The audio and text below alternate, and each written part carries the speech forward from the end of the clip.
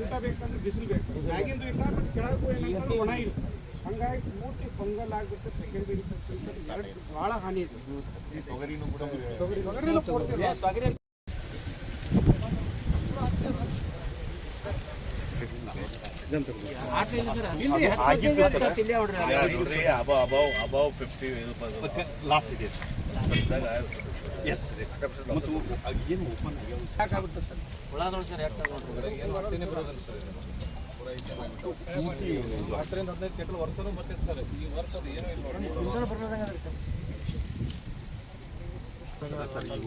ಈ ರೀತಿ ಓಪನ್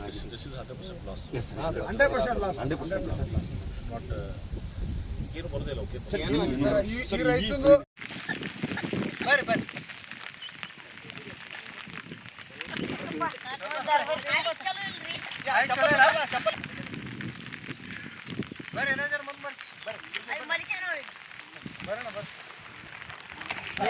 ಹಾಳಾಗ್ಯದ್ರಿ, ಮಳಿ ಆಗ್ಯದ್ರಿ, ಬಡಬಗ್ರದು ನುಕ್ಸಾನ್ ಆಗಾಕತ್ತಾರ್ರಿ, ದನ ಕರ ಎಲ್ಲ ಹಿಂಗ ನುಕ್ಸಾನ್ ಆಗಾಕತ್ತಾವ್ರಿ. ಅವಕ್ಕೆ ಒಟ್ಟಿಗೆ ಮಳಿಗೆ ಮೇಸ ಇದು ಆಗುದಂತ್ರಿ, ಮೇಸುದು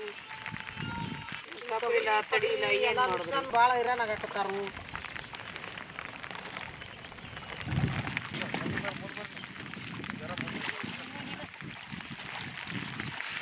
ಕಬ್ಬ ಸರ್, ಸಜ್ಜಿ, ಉಳ್ಳಾಗಡ್ಡಿ, ಮೆಕ್ಕೆಜೋಳ ಹಿಂಗ ನೀರ್ ನಿಂತ ಕಾಲು ಸಿಗಿ ಬೀಳತ್ತಾವ ನೋಡ್ರಿ. ಮೊಳಕಾಲ್ ಮಟ್ಟ ಕಾಲು ಸಿಗಿ ಬೀಳತ್ತಾವ, ಎದಿ ಮಟ್ಟ ನೀರ್ ಅದಾವ. ಇಲ್ಲಿ ಹ್ಯಾಂಗ ಮಾಡೋದು ಹೇಳಿ, ಬದುಕೋದ್ರೆ ಹೆಂಗಿಂತ ಅದ್ರಾಗ ಒಬ್ಬರು ಮಾತಾಡ್ಲಿಕ್ಕೆ ಮತ್ತೆ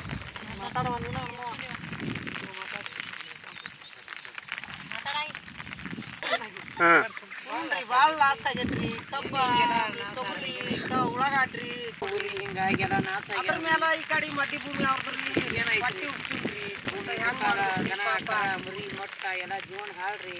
ಕುರಿ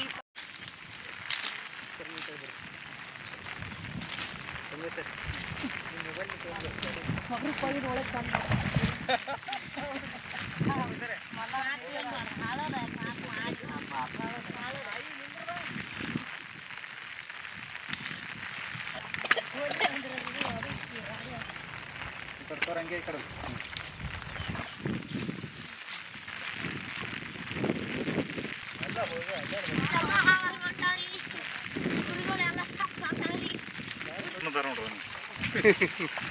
ನಮ್ಮ ಮಕ್ಕಳ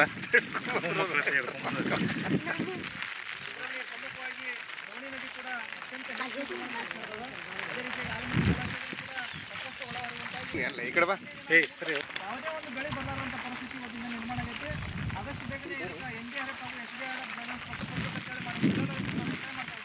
ಅದೇ ರೀತಿಯಾಗಿ ರಾಜ್ಯ ಸರ್ಕಾರ ಕೂಡ ಒತ್ತಾಯ ಮಾಡ್ತಾ ಇದ್ದೀವಿ. ಇಲ್ಲಕ್ಕೆ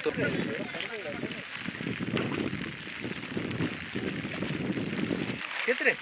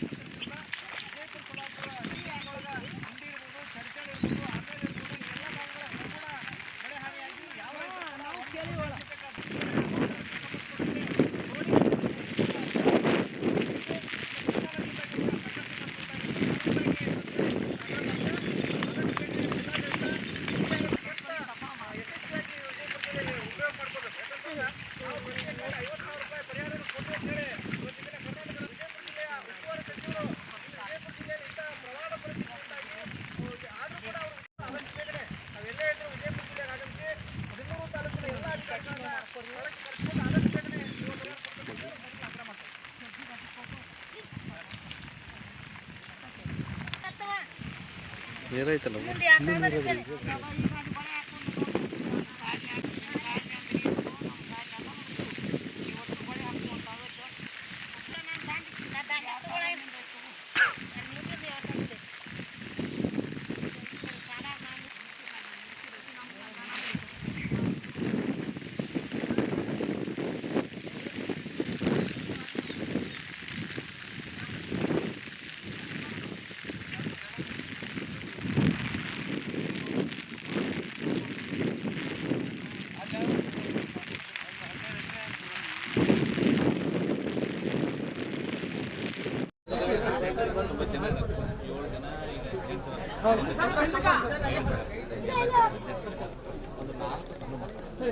ಈಗ ರೀ ಸರ್ ನಮ್ದ್ರಿ ಮನೆ ರೀ ನಮ್ಮ ಮಕ್ಕಳು ಸ್ವಲ್ಪ ಜಾಗ ಇದೆ ಒಂದು ಅರ್ಧ ಪಾಡು ಜಾಗ ಐತೆ ಮೆಟೆಂಡಿಗೆ ಅದೇ ಮಾಡಿದ ಉಪ್ಪಿನ ಹಿಂದೆ ತಾಯಿದ್ರು ಮಕ್ಕಳು ಮಗಳು ನಮ್ಮ ತಮ್ಮ ನಮ್ಮ ಅಮ್ಮ ನಮ್ಮ ಮಕ್ಕಳು ಸತ್ತು 9 ತಿಂಗಳು ಸರ್ ನಮಗೆ ಇಲ್ಲಿವರೆತನ ಗೌರ್ಮೆಂಟ್ ಏನೂ ಮಾಡಿ ನಮ್ಮ ಮಕ್ಕಳ ಹೆಸರು ಹೊಲ ಇಲ್ಲ ಮನೆ ಇಲ್ಲ ನಮ್ಮ ದೊಡ್ಡ ಪ್ರಸರ ಕಾಕ ಹೆಸರು ಸರಿ ಯಾರು ನಮಗೆ ಹಾಕ್ಕೊಟ್ಟಿಲ್ಲ ರೀ ಈ ಸಲ ನಾವು ಕಾಲ ಮಾಡೀವಿ ರೀ ಅದೇ ಮನೆ ಉಪ್ಪು ಬೇಕು ಬಿಟ್ಟದ್ರಿ ನಿಮ್ಗೆ ಜಾಗ ಸಾಲ ಬಂದೀವಿ ರೀ ಹೆಚ್ಕೊಳ್ತೀನಿ ಹಾಸ್ಕೊಳ್ತೀನಿ ರೀ ಊಟ ಕೊಡ್ತಾರೆ ರೀ ಉಂಡಿವಿ ಬಂದ್ಬಿಟ್ಟು ಊಟ ಕೊಡ್ತಾರೆ ಅದೆಲ್ಲ ಈ ಸಲ ನಮಗೆ ಏನಾದ್ರು ಶಾಶ್ವತ ಅಂತಂದ್ರೆ ಮನೆಯವ್ರು ಕೊಟ್ಟರೆ ಏನಾದ್ರು ಬದುಕ್ತೀವಿ ಅಂದ್ರೆ ನಾವು ಸಾಯ್ತಿರ್ತೇವೆ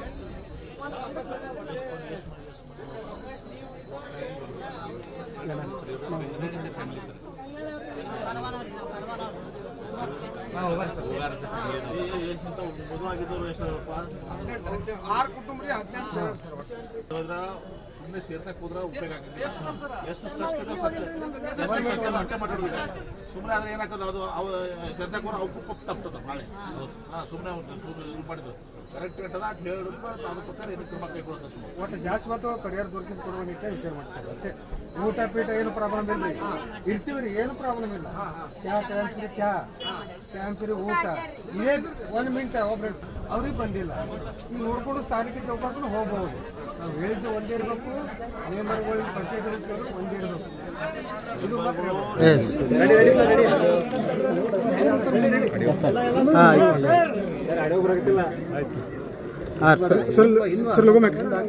ಓಕೆ ಓಕೆ ರೆಡಿ ರೀ ಸರ್ ಹಾಂ ಸರ್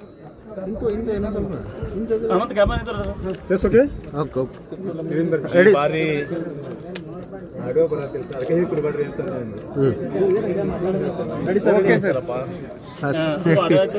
ಲಾಸ್ಟ್ ಕೇಳ್ತಾರೆ ರೆಡಿನಾ ಸುಲ್ಸರ್ ಹೋಗ್ಬೇಕತ್ರಿ ಸರ್ ಹೇಳಿ ಸರ್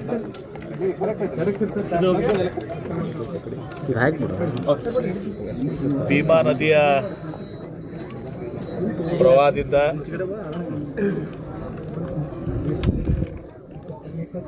ನಮ್ಮ ವಿಜಯಪುರ ಜಿಲ್ಲೆಯಲ್ಲಿ ಇಂಡಿ ತಾಲೂಕು ಮತ್ತು ಸಿಂದಗಿ ತಾಲೂಕದ ಹಳ್ಳಿಗಳು ಮತ್ತು ಗುಲ್ಬರ್ಗಾ ಜಿಲ್ಲೆಯಲ್ಲಿ ಆಳಂದ ಮತ್ತು ಇನ್ನಿತರ ಭಾಗದಲ್ಲಿ ಎಂದೂ ಕಾಣದಂಥ ಒಂದು ಪ್ರವಾಹವನ್ನು ನಾವು ಕಂಡಿದ್ದೀವಿ. ಸ್ವಾಭಾವಿಕವಾಗಿ ಇದು ಉಜಿನಿ ಡ್ಯಾಮ್ನಿಂದ ಇವತ್ತು ನೀರು ಬಿಟ್ಟಾಗ ಆಗ್ತಾ ಇತ್ತು. ಆದರೆ ಈ ಸಲ ಅದು ಸೀನಾ ಬೇಸಿನ್ನಲ್ಲಿ, ಆ ಸೀನಾ ನದಿಯ ಬೇಸಿನ್ನಲ್ಲಿ ಇವತ್ತು ಸುಮಾರು 3.5 ಲಕ್ಷ ಕ್ಯೂಸೆಕ್ಸ್ ನೀರು ಇದೆಲ್ಲ ಬರೋದ್ರಿಂದ ಒಂದು ತೀವ್ರವಾದಂಥ ಒಂದು ಪ್ರವಾಹವನ್ನು ನಾವು ನೋಡ್ತಾ ಇದ್ದೀವಿ. ಮತ್ತು ಪ್ರಮುಖವಾಗಿ ಇವತ್ತೊಂದು ದಿವಸ ಇಲ್ಲಿ ಭೀಮಾ ಇದರಲ್ಲಿ ಮಾನಿಟರಿಂಗ್ ಇಲ್ಲ. ಯಾವ ರೀತಿ ಕೃಷ್ಣ ಇದರಲ್ಲಿ ಇವತ್ತೊಂದು ದಿವಸ ನಾವು ಕರ್ನಾಟಕ ರಾಜ್ಯ ಮತ್ತು ಮಹಾರಾಷ್ಟ್ರದಲ್ಲಿ ಒಂದು ಮಾನಿಟರಿಂಗ್ ವ್ಯವಸ್ಥೆ ಇದೆ. ಒಬ್ರಿಗೊಬ್ಬರು ಪರಸ್ಪರ ಇದನ್ನು ಕೋಆರ್ಡಿನೇಷನ್ ಇರ್ತದೆ. ಆ ಕೋಆರ್ಡಿನೇಷನ್ ಇವತ್ತು ವ್ಯವಸ್ಥೆ ಇಲ್ಲ. ಮತ್ತು ಯಾವಾಗೂ ಕೂಡ ಸೀನಾ ಇದರಲ್ಲಿ ಇದನ್ನ ಕಂಡಿಲ್ಲ ಅದು. ಹೀಗಾಗಿ ಭಾಳ ದೊಡ್ಡ ಪ್ರವಾಹ ಇವತ್ತು ಉಂಟಾಗಿದೆ.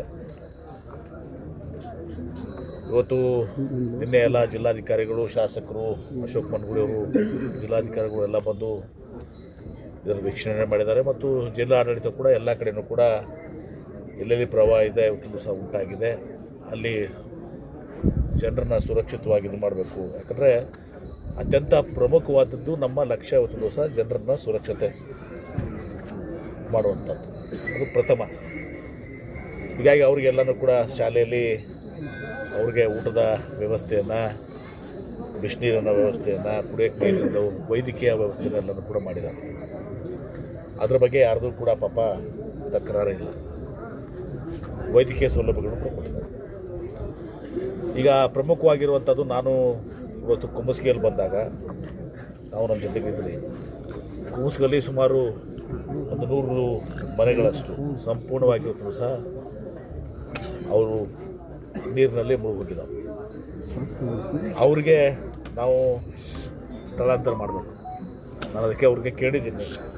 ಭಾಳ ಸಲ ನಾವು ಸ್ಥಳಾಂತರ ಮಾಡಿದಾಗ ಈ ಸಂದರ್ಭದಲ್ಲಿ ಒಪ್ಕೋತಾರೆ, ನಾಳೆ ಮುಂದೆ ಮಳೆ ಕಡಿಮೆ ಆದಮೇಲೆ ಮತ್ತೆ ಅಲ್ಲೇ ಉಳ್ಕೋತಾರೆ ಅಂತ ಅನೇಕ ಉದಾಹರಣೆಗಳನ್ನು ನೀವು ನೋಡಿದ್ದೀರಿ, ನಾನು ಕೂಡ ನೋಡಿದ್ದೀನಿ. ಈಗ ಸಲ ಅವರು ಎಲ್ಲರೂ ಕೂಡ ಇಲ್ಲ, ನಾವು ಈ ಸಲ ನಾವು 2ನೇ ಸಲ 21 ಸಲ ಈ ಒಂದು ಸಲ 2 ಸಲ ಆಗಿದ್ದರಿಂದ ನಾವು ನಿಶ್ಚಿತವಾಗಿಯೂ ಆ 100 ಕುಟುಂಬಗಳು ಏನಿದ್ದಾವೆ ಅಂದಾಜು ಹೆಚ್ಚು ಕಮ್ಮಿ ಅವರೆಲ್ಲನೂ ಕೂಡ ನಾವು ಶಿಫ್ಟ್ ಆಗ್ತೀವಿ ಅಂತ ಹೇಳಿದ್ವಿ. ಅದಕ್ಕೆ ಅದು ಸರ್ಕಾರಿ ಜಾಗನೂ ಕೂಡ ಇಲ್ಲ. ಈಗ ನಾವು ಸರ್ಕಾರದಿಂದ, ಜಿಲ್ಲಾಧಿಕಾರಿಗಳು ಸರ್ಕಾರದಿಂದ ಪರವಾನಗಿ ಪಡ್ಕೊಂಡು ನಾವು ನೇರವಾಗಿ ಖರೀದಿ ಮಾಡಿ ಅವ್ರಿಗೆಲ್ಲನೂ ಕೂಡ ಒಂದು ನಮ್ಮ ಸೈಟ್ಸ್ ಕೊಡ್ರಿ, ಒಂದು 5 ಎಕರೆ ತೊಗೊಂಡು ಯೂಸ್ ಮಾಡಿಕೊಡಿ ಅಂತ ಹೇಳಿದ್ದಾರೆ. ಶಾಸಕರು ಕೂಡ ಅಲ್ಲಿ ಹಿರಿಯರಿಗೆಲ್ಲ ಹೇಳಿದ್ದಾರೆ. ಖಾಸಗಿ ಅಂದಮೇಲೆ ಭಾಳ ಸಿಕ್ಕಂಗೆ ರೇಟ್ ಇರುವಂಥದ್ದು ಕೂಡ ಆಗಬಾರ್ದು. ಮಾನವೀಯತೆ ದೃಷ್ಟಿಯಿಂದ ಅಲ್ಲಿ ಊರಲ್ಲಿರುವಂಥ ಹಿರಿಯರೆಲ್ಲ ಕೂಡ ಯಾರು ಸ್ವಲ್ಪ ಜನರ ಒಂದು ನೋವಿಗೆ ಸ್ಪಂದಿಸುವಂಥವರು ಒಂದು 5 ಎಕರೆನ ಇದು ಮಾಡಿಕೊಟ್ರೆ ಅಲ್ಲಿ ಸರ್ಕಾರ ನಿಶ್ಚಿತವಾಗಿ ಆ ಪ್ರಸ್ತಾವನೆಯನ್ನು ನಾವು ಸರ್ಕಾರಕ್ಕೆ ಸಲ್ಲಿಸ್ತೀವಿ. ಸರ್ಕಾರಕ್ಕೆ ನಾನು ಕೂಡ ಒತ್ತಾಯ ಮಾಡ್ತೀನಿ. ಮುಖ್ಯಮಂತ್ರಿಗಳಿಗೆ ಮತ್ತು ನಮ್ಮ ಕಂದಾಯ ಸಚಿವರಿಗೆ ನಾನು ವಿನಂತಿ ಮಾಡಿಕೊಂಡು ಅಲ್ಲಿ ಏನು ಮಾಡ್ತೀವಿ. ತದನಂತರ ಈಗ ನಾವು ಇಲ್ಲಿ ದೇವನಗಾಂವ್ ಬಂದಿದ್ದೀವಿ. ದೇವನಗಾಂವದಲ್ಲಿ ಇದೀಗ ನೀವು ಕೂಡ ನೋಡಿದ್ರಿ, 72ರಲ್ಲಿ ಈ ಒಂದು ಬ್ರಿಡ್ಜ್ ನಿರ್ಮಾಣ ಆಗಿರುವಂಥದ್ದು. ಭಾಳಷ್ಟು ಹಾಳಾಗಿ ಹೋಗಿದೆ ತುಂಬ ಸಹ. ಅದನ್ನು ಈಗಾಗಲೇ ಸರ್ಕಾರದಲ್ಲಿ ಅದನ್ನು ಒಂದು ಸ್ಟ್ರೆಂಥನಿಂಗ್ ಮಾಡಲಿಕ್ಕೆ ತುಂಬ ಸಹ ಪ್ರಸ್ತಾವನೆ ಇದೆ. ಅದನ್ನು ಸ್ಟ್ರೆಂಥನಿಂಗ್ ಮಾಡೋದು ಕೂಡ ಅಷ್ಟೇ ಅವಶ್ಯಕತೆ ಆಗಿದೆ. ಮತ್ತು ಅಲ್ಲಿ ಕುಂಬಸ್ಗಿಯಿಂದ ಬರುವಾಗ 2 ಬ್ರಿಡ್ಜಸ್ ಕೂಡ ಆಗಬೇಕು ಅನ್ನೋದೊಂದು, ಕಟ್ಕೊಂಡು ಹೋಗ್ಬಿಟ್ಟಿದ್ದಾವೆ ಎಲ್ಲರೂ ಕೂಡ. 2 ಕಡೆ ಬ್ರಿಡ್ಜಸ್ ಆಗಬೇಕು. ಈಗ ನಾವು ಸುತ್ತ ಹಾಕ್ಕೊಂಡಿದ್ದು ಬಂದಿದ್ದೀವಿ. 10 ಕಿಲೋಮೀಟರ್ನಲ್ಲಿ ನಾವು ಕುಂಬಸ್ಗಿಗೆ ಹೋಗ್ತಿದ್ವಿ ಇಲ್ಲಿಂದ. ಸೊ ಇದೆಲ್ಲವೂ ಕೂಡ ನಮ್ಮ ಮುಂದಿದೆ. ಮತ್ತು ಬೆಳೆಗಳ ನಾಶ, ಇವತ್ತು ನಾವು ಅಲ್ಲಿ ಪ್ರಥಮವಾಗಿ ನಾವು ಹತ್ತಿಯನ್ನು ನೋಡಿದ್ದೀವಿ. ಫುಲ್ ಕರಗಾಗಿ ಹೋಗ್ಬಿಟ್ಟಿದೆ. 100% ಲಾಸ್ ಇದೆ. ಹತ್ತಿ ಏನಿದೆಲ್ಲ 100% ಲಾಸ್ ಇದೆ. ತದನಂತರ ಉಳ್ಳಾಗಡ್ಡಿ ನೋಡಿದ್ದೀವಿ. ಉಳ್ಳಾಗಡ್ಡಿ ಕೂಡ 100% ಲಾಸ್ ಇದೆ. ತೊಗರಿ ಇವತ್ತು ಸಹ 100% ಲಾಸ್ ಇದೆ. ಕಬ್ಬು ಕೂಡ ಇವತ್ತು 50% ಲಾಸಸ್ ಇದಾವೆ. 50% ಲಾಸ್ ಇದೆ ಕಬ್ಬು ಕೂಡ. ಇದೆಲ್ಲವನ್ನು ಕೂಡ ಇವತ್ತು ಇಲಾಖೆಯವರು, ಜಿಲ್ಲಾಧಿಕಾರಿಗಳು ಭಾಳ ವಿಶೇಷವಾದಂಥ ಆಸಕ್ತಿಯನ್ನು ಹೊತ್ತು ಸಹ ಅವರೆಲ್ಲ ತೆಗೆದುಕೊಂಡಿದ್ದಾರೆ. SP ಅವರಾಗಲಿ, CO ಆಗಲಿ ಎಲ್ಲರೂ ಕೂಡ ವ್ಯವಸ್ಥಿತದಿಂದ ಜಿಲ್ಲಾಡಳಿತ ಕೆಲಸ ಮಾಡ್ತಾಯಿದೆ. ಶಾಸಕರು ಕೂಡ ಭಾಳಷ್ಟು ಎಲ್ಲ ಕಡೆ ಈಗಾಗಲೇ ಜನರ ಒಂದು ಅದಕ್ಕೆ ಸ್ಪಂದನೆ ಮಾಡಿದ್ದಾರೆ. ನಾವು ಸಮಗ್ರವಾಗಿ ನಾವು ಜಿಲ್ಲಾಧಿಕಾರಿಗಳು ಇವತ್ತು ಬೆಳಗ್ಗೆ ಬರೋಕ್ಕಿಂತ ಮುಂಚೆಗೂ ಒಂದು ಸಂಕ್ಷಿಪ್ತವಾದಂಥ ಮೀಟಿಂಗ್ನು ಕೂಡ ಮಾಡ್ಕೊಂಡಿದ್ವಿ. ಬ್ರೀಫಿಂಗು ಕೂಡ ಆಯಿತು. ಸುಮಾರು 1,38,000 ಹೆಕ್ಟೇರ್ಸ್ ಅಂದಾಜು 1,38,000 ಹೆಕ್ಟೇರ್ ಅಂದರೆ ಸುಮಾರು 4 ಲಕ್ಷ ಮೇಲೆ ಆಗ್ತದೆ ಎಕರೆದಲ್ಲಿ. 4 ಲಕ್ಷಕ್ಕೆ ಜಾಸ್ತಿ ಇವತ್ತು ಕ್ರಾಪ್ ಲಾಸ್ ವಿವಿಧ ಬೆಳೆಗಳನ್ನಾಗ್ತದೆ. ಇದೆಲ್ಲವೂ ಕೂಡ ನಮ್ಮ ಮುಂದಿದೆ. ಮತ್ತು ಮುಖ್ಯಮಂತ್ರಿಗಳು ಬಹುಶಃ ನಾಳೆ ಅಥವಾ ನಾಡಿದ್ದು ತುಂಬ ಸಹ ಅವರು ಕೂಡ ಈ ಎಂಟೈರ್ ಭಾಗವನ್ನು ವೈಮಾನಿಕ ತುಂಬ ಸಹ ಒಂದು ಸಮೀಕ್ಷೆಯನ್ನು ಕೂಡ ಅವರು ಕೂಡ ಮಾಡಲಿಕ್ಕೆ ಬಯಸಿದ್ದಾರೆ ಅಂತೇಳಿ ತಿಳಿದು ಬಂದಿದೆ. ಅವರು ಕಂದಾಯ ಸಚಿವರೆಲ್ಲ ಕೂಡ. ಇದರ ನಂತರ ನಾನು ಹಿಂಡಿ ತಾಲೂಕಿಗೆ ಕೂಡ ಹೋಗ್ತೇನೆ. ನಾಳೆ ಇದೆಲ್ಲವನ್ನು ಕೂಡ ಸಮಗ್ರವಾಗಿ ತುಂಬ ಸಹ ಯಾರೂ ಉಳಿಯೋದಲ್ಲ, ಯಾರೂ ಭಯಪಡುವಂಥದ್ದಾಗೋದು ಬೇಡ. ಇವತ್ತು ಎಲ್ಲ ರೀತಿಯ ಎಲ್ಲರಿಗೂ ಏನೇನು ಬೆಳೆಗಳಿದ್ದಾವೆ ಎಲ್ಲರನ್ನೂ ಕೂಡ ನಾವು ಸಮೀಕ್ಷೆ ಮಾಡಿ, ನಾನು ಕೂಡ ಹೇಳಿದ್ದೀನಿ. ಯಾಕಂದರೆ ಟೋಟಲ್ ಲಾಸ್ ಇದೆ. ಪರ್ಟಿಕ್ಯುಲರ್ಲಿ ಕಾಟನ್ನು, ತೊಗರಿ, ಉಳ್ಳಾಗಡ್ಡಿ ಇವೆಲ್ಲ 100% ಲಾಸಸ್ ಇದ್ದಾವೆ. ಹೀಗಾಗಿ ಅದನ್ನು ಎಲ್ಲ ಅಗ್ರಿಕಲ್ಚರ್ ಡಿಪಾರ್ಟ್ಮೆಂಟ್ ಆಗಿದೆ, ಹಾರ್ಟಿಕಲ್ಚರ್ ಡಿಪಾರ್ಟ್ಮೆಂಟ್ ಆಗೋದು ಕರೆಕ್ಟಾಗಿ ಅದನ್ನು ಇದು ಮಾಡಲಿಕ್ಕೆ ಹೇಳುತ್ತೆ ಸೂಚನೆಯನ್ನು ಕೊಟ್ಟಿದ್ವಿ.